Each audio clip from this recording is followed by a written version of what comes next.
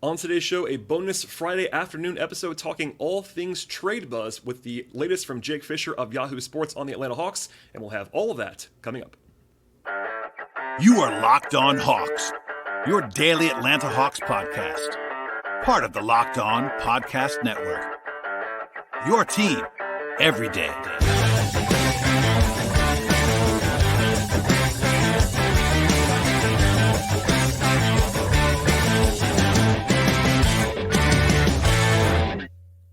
Hello, friends. Welcome to episode 1624 of the Locked On Hawks podcast. I am your host, Brad Rowland, coming to you on a Friday afternoon in sort of bonus edition, a little bit shorter podcast probably on this Friday afternoon in advance of a game. The Hawks play tonight, actually. Hawks-Pacers coming up after this podcast. So if you're looking for a recap of that game, I will have one, but not until later today. But sort of a emergency-ish, not really emergency to be honest with you, just sort of a trade rumbling recap roundup kind of episode. I also encourage you at the top of the podcast, by the way, to make us your first listen each and every day on the Locked On Hawks podcast. Please subscribe to the podcast anywhere you get your podcasts, places like Apple and Spotify on the audio side, as well as YouTube on the video side. And the focus of today's podcast is going to basically be all around a report from Jake Fischer of Yahoo Sports. I got a lot of questions about that reporting, so sort of impromptu, shorter episode, but 4 basic tenets of this one. First of all, I'll touch on the untouchables that the Hawks sort of have out there. Also, the latest on Dejounte Murray and the rumblings around him. The concept of the Hawks kind of selling, quote-unquote, and also the Hawks moving reportedly away from Pascal Siakam, their most prominent trade target over the last 6 or 7 months. So all that's coming up, but first, we'll kind of start with the obvious thing, at least for me, what I view as an obvious thing, something I've actually said on the podcast in recent days, and that I've also written on Patreon at patreon.com/BTRowland as well.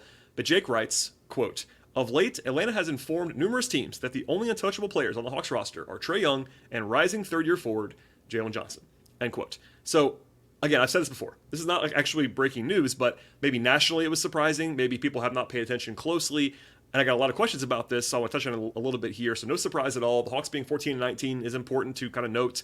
And other than Dejounte Murray, who we'll talk about much more in a second, they don't really have an established like top 50 player besides Trae on the roster. And then they have one prospect, and that's Jalen, who is like clearly cemented himself as a high upside player. So I often see lists from fans in comments or on Twitter, etc., that have like 7 untouchable players or whatever. These are guys we can't possibly trade. And I will always say, and as I pretty much always do on the podcast, there are varying degrees of being available in trade. Almost every player in the league is available for some kind of price, including Trae and Jalen. Obviously, it's not likely because the guys that you would trade Jalen Johnson for are not going to be available for the other team.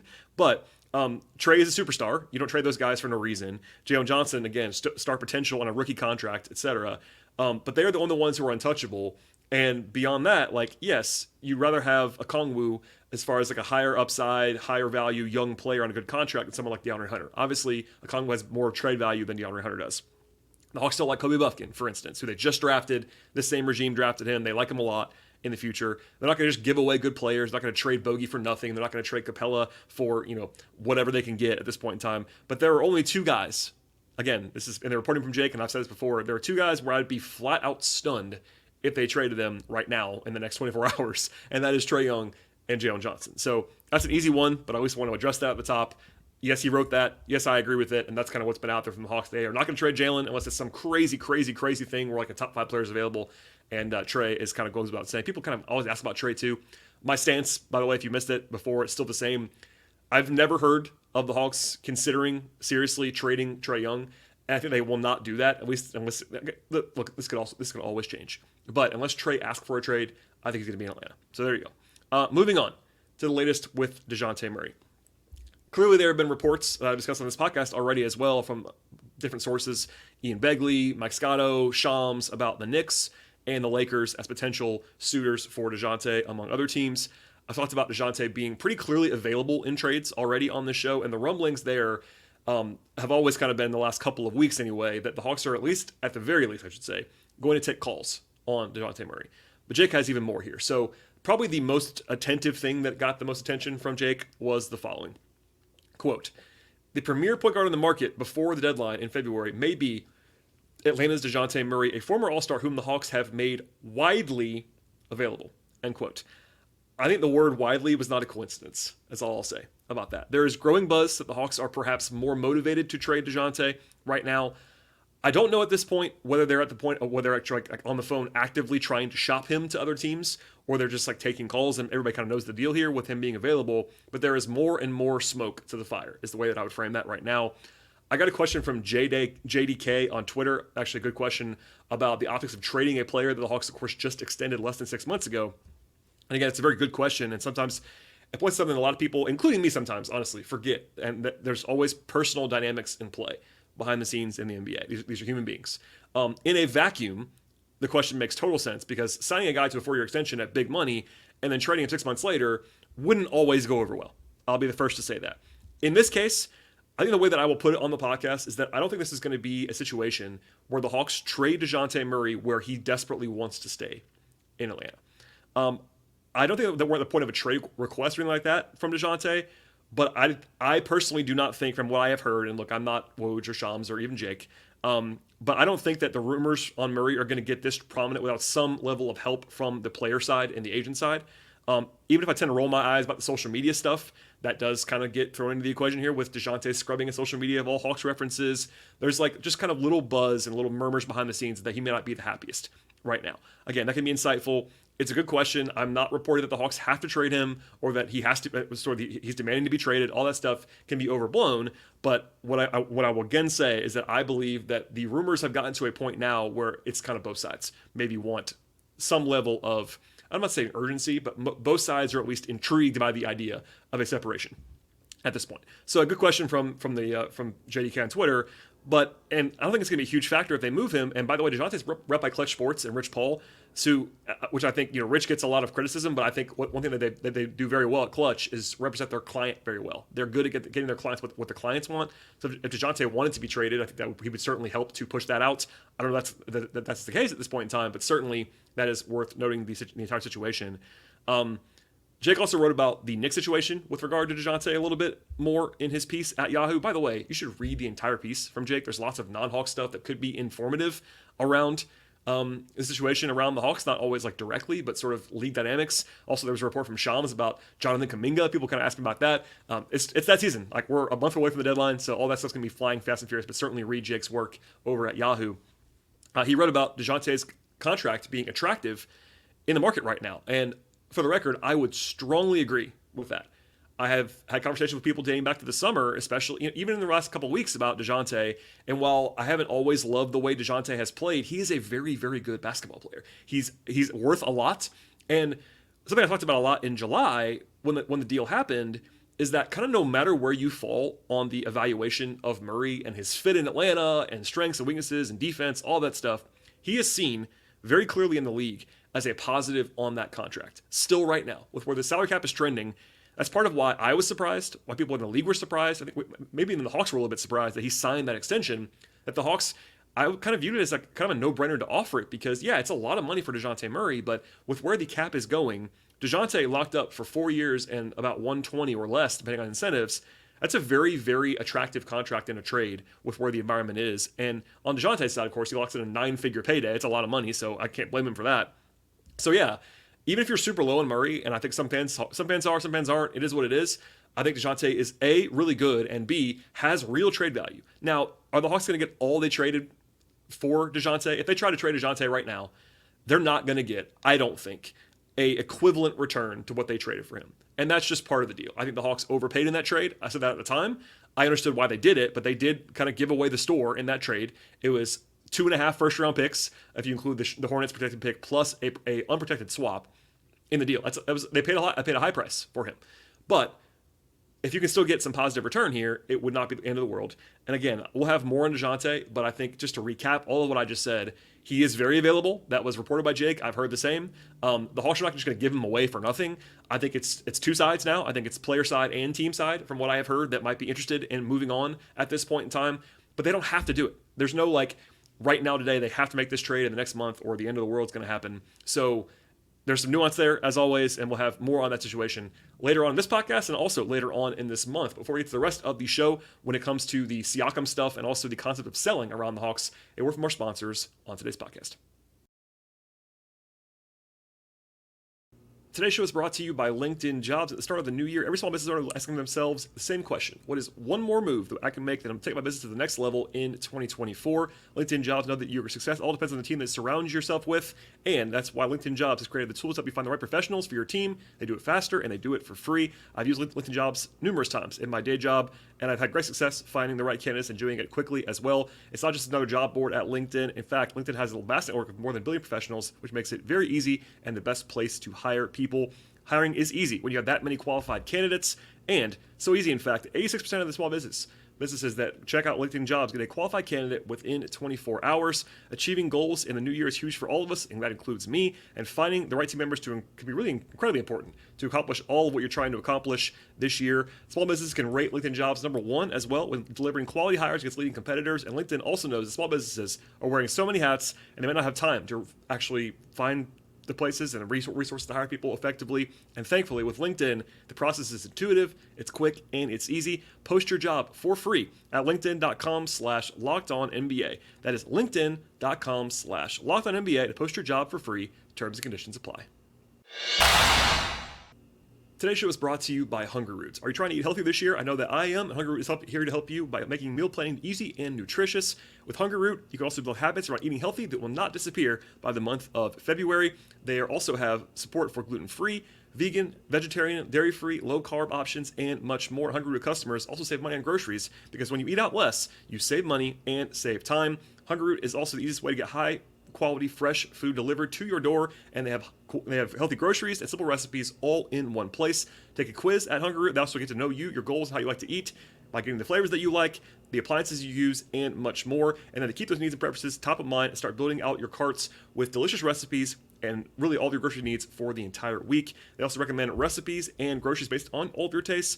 They have suggestions, of course, and then you can also choose what you want to, from fresh produce to high-quality meat and seafood, healthy snacks, and much more. They go beyond your weekly grocery haul with thousands of easy recipes at Hungryroot. Actually put your groceries to use before they get forgotten in the back of the fridge. And the best part at Hungryroot is that they follow a simple standard. It has to taste good, be easy to make, be quick to make, and also contain whole, trusted ingredients. Spend less time meal planning, shopping, and cooking, and more time enjoying healthy food right now that you'll actually love with the folks at Hungryroot. And right now, Hungryroot is offering Locked On Hot listeners 40% off your first delivery and free veggies for life. Go to hungryroot.com/lockedon to get 40% off your first delivery and get your free veggies. One more time, that is hungryroot.com/lockedon. Do not forget to use that promo code link, and they know that we will send you to Hungryroot. One more time, it's hungryroot.com/lockedon. All right, let us discuss Pascal Siakam, and it's been a prominent topic on this podcast. Other than on-court matters, I think Siakam is the number one topic on this podcast the last 6-7 months because of all the reporting that's been out there. He's an all-star player. The Hawks have been tied to him for literally since late June of last year. And really, the Hawks have been the most prominent suitor for Siakam by all accounts. I think from what I have heard and what's been reported, they were the closest team to getting a deal done with the Raptors back in July around late summer league. I was still in Vegas, and I thought it was going to get done, honestly, for about a day or two there. It seemed to be very, very close to happening. It did not happen, though. Shams reported later on. The Hawks offered, of course, Hunter and Griffin plus draft capital, and that was not enough for the Raptors. And the Hawks kind of walked away at that point in time, smartly in my mind. I talked about him endlessly, but one thing that's kind of important to clarify is that A, Siakam's still good, but B, he's on an expiring contract now. So dating back to the summer, it was like, yes, it's a full season at least you get from him. Now it's less than that. It's a half season that you get from him. And I try to also say this back in the summer, but there were two things that kind of made this interesting and challenging for the Hawks, and that's that Siakam's side of things, whether it's player, agent, etc., preferred to stay in Toronto by all messaging, and also they kind of conveyed that they weren't really interested in signing an extension with the Hawks if they made the trade. So that made it hard on the Hawks. It's kind of hard to give up all what they had to trade for him and then not get any sort of assertions beyond this season. Fast forward to now, and Jake now writes today that people around the league are, quote, no longer considering the Hawks as a prominent potential landing spot for Pascal Siakam, end quote. He wrote that the chatter is shifting to teams like Sacramento or Indiana or even Detroit, which is kind of an odd fit. Not a huge surprise to me, honestly. It's been a little bit cooler on the Siakam front in recent days with where the Hawks are. I've made this point before, but it's harder for the Hawks to justify trading what they have to trade for Pascal Siakam when they are 14-19. And again, an expiring contract. If he was locked up long term, you could certainly make the argument for, hey, it's a move that's not just for this year, but for the future. But all the messaging that's out there about him not wanting to sign an extension trying to make kind of a push your chips in trade with where the Hawks are, and they're already short trade assets after the Murray trade. Doing that now, I'm not saying it's impossible, but it would be hard to pull off as far as a value proposition. So that's kind of where I'll leave it for now. I'm not saying the door is closed. I would never say that until it's actually closed. But I think that it is cooler on the Siakam front right now than it has been for most of the last 6 months. So that's notable at this point in time. Last thing brings us to kind of the big picture here with the Hawks trade stuff throughout Jake's reporting. First, he wrote that the Hawks are, quote, certainly open for business, and that the Hawks have been one of the more active teams on the phones around the league. Those are actually Jake's words there. Not breaking news, but it's notable when a league insider puts that out there, that plainly. The Hawks have been super active. I've gotten lots of questions from around the league from people that work for teams or agencies or all that stuff. Like, yes, the Hawks are very much out there making calls and taking calls. He talks about how it would make sense for the Hawks, this is Jake now saying this, to evaluate potential of trading some veterans, given where they are on the standings. That's been a topic that I talked about as well.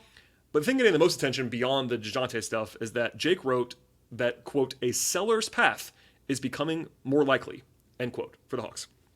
I'll stop here. I think some fans anyway, immediately jumped into this sort of using selling as a synonym for rebuilding or tearing down the roster, and that's not really what I understand this to be. And that's not what Jake reported either. The Hawks have Trae under contract, and that kind of gives you a pretty defined floor. Like, with Trae on the team, the Hawks are never going to be bad enough to tank, unless Trae is hurt or whatever else. They also owe 3 years of draft picks to the Spurs. So you can't really rebuild, because a lot of what rebuilding does is using your own draft capital to boost, and the Hawks don't have their own draft capital. Plus they have Jalen Johnson, who I think we've already seen makes the Hawks a lot better. So could that reality change if Trae demanded a trade? Sure, it could. But for now, they're not in a rebuilding phase. Like, they're not. There's rebuilding and then there's retooling, and the Hawks are much more in the retooling, reshaping, not rebuilding path. So selling in this case would not be rebuilding. Jake wrote, quote, that it would be, quote, stepping back towards Atlanta's bigger goal of competing in the playoffs under Quinn Snyder next season. Now, I know that's unsatisfying to fans. I'll be the first to admit that. They want to be good now. I get all that. It's been frustrating this year. But again, the Hawks are 14-19 after they won the last 2 games. I believe they're better than that. I've said that a lot. I'll say it again right now. I think they are better than that. But the reality is this. It brings me no joy to say this. The reality is this. Over the last 2.5 seasons, so the first 33 games of this year and the 2 previous seasons, the Hawks are 98-99. One more time. The Hawks are 98-99 over the last 2.5 seasons. I think this roster with Jalen playing like this has the upside to be a top 6 team in the East this year still.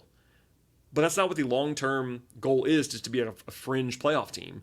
And again, the Hawks are basically an expensive team that is now kind of proven to be a 500 team over a large sample size. Again, I think that there is still a potential of a run for this team right now this year, but a run does not mean making the conference finals again. It means being the 6th seed. And that's not where they want to be in the short term. So you can fall wherever you want to fall on that, but the Hawks are a 500 team now for the last 2.5 seasons. And taking a step back, not rebuilding, but kind of just like reevaluating what you are, does make some logical sense. That's kind of the reality of where we are. And whether it's Murray being traded or smaller stuff like Hunter being traded or Capella being moved finally or Bay being moved or whatever, I do expect some changes between now and not only February and the deadline, but also between now and July. Like, I'll be pretty surprised if the Hawks are just like running this team back. You know, last offseason, I made it a point to talk about this a lot. They kind of ran it back after a middling season. Now they traded John Collins, which made them worse in some respects, because yes, obviously they wanted to clear some time for Jalen, but they would have been better with John Collins on the roster than they have been so far this year. That's my opinion. Anyway, just for depth. I mean, you don't want to trade a player for nothing. It is what it is. Regardless, though, it's interesting because the last thing from Jake, who I, again, trust to be very plugged in, he's very good at the stuff. He made a point, basically made a lot of people just assume that the Hawks are definitely going to trade John. Like, the reporting was good reporting, and people take it where they want to take it. But Jake never reported the Hawks are definitely going to trade Murray. He never reported they're definitely going to sell before the deadline or anything like that. So I would always be more cautious. Like, this is today, I'm recording this podcast on the afternoon of January 5th. That's the intel that's out there right now. But even if the Hawks were in that mode right now today, even if that was spot on and the Hawks were like suddenly just urgently trying to sell and retool, it's January 5th. The deadline's a month away. I've done this bit a few times, but Tony Ressler, the Hawks owner, who's still the owner right now, and is pretty famously involved and makes a lot of decisions, famously nixed a trade for Paul Millsap in the middle of a miserable season in 2017, expressly because the Hawks wanted a 5-game winning streak before the deadline. The Hawks were not good that year. They made the playoffs, but they were a negative point differential team. That was kind of the end of the previous regime that when they brought in Dwight Howard. It was a miserable season, but they had one good streak that year, and they didn't make a trade because of it. So in reality, that team was in a lot darker spot than this team is, because this team has Trae on it. This team has Jalen Johnson on it. That team was coming down, whereas this team, I think, hopefully would be still going up with young players and talent. So I'm not saying it's the exact same thing again, or that's going to happen again, but Ressler is a pretty... I'm not sure what the word is. He's kind of prone to making decisions that are sweeping. He has final say. He always says that. And while the Hawks have Landry Fields, Kyle Korver, Clint Snyder, all those guys, Nick Ressler, all in place to make decisions and talk and kind of be the brain trust, Tony makes the decisions on some level. And even when it comes down to like overcommitting to the 2021 team, that was more understandable. They made the conference finals. That's a worthy thing. But they kind of maybe sold themselves on that team being better than it was. That's kind of the reality too. Or way less consequential stuff on that after that. So the Hawks have now won 2 games in a row as I record this podcast. They have a winnable game tonight against Indiana on the road. If they go out and go like 12-3 in the next 15 games, history would tell you that the Hawks are not probably going to sell a ton at that point if they are suddenly back to 500 or better. They're more likely at that point to stand pat or even buy. So like, this is a snapshot in time. I want to stress that. It does not mean that if this was being reported on the day of the deadline, it would be a lot more like informational when it comes to like active process. But right now, that's where we are.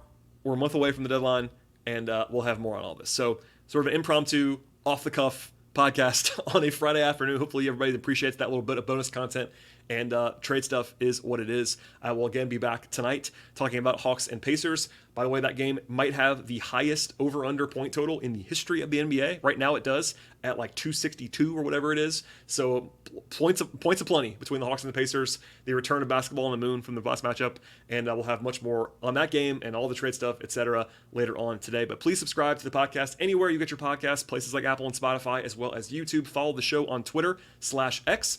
At BT Rowland is my personal account. Also follow the show at Locked On Hawks on those platforms. Also read my written work about the Hawks at patreon.com/BT Rowland. Your support there is very much appreciated. Also some bonus content coming on this podcast platform, on the audio platforms from Locked On Sports Atlanta. Nothing less from me, as you can see, with an extra podcast already today, but just have some extra stuff there from Locked On Sports Atlanta. So please subscribe, check out those podcasts as well. Thank you very much for listening on a Friday afternoon into the Friday evening, and we'll see you all next time.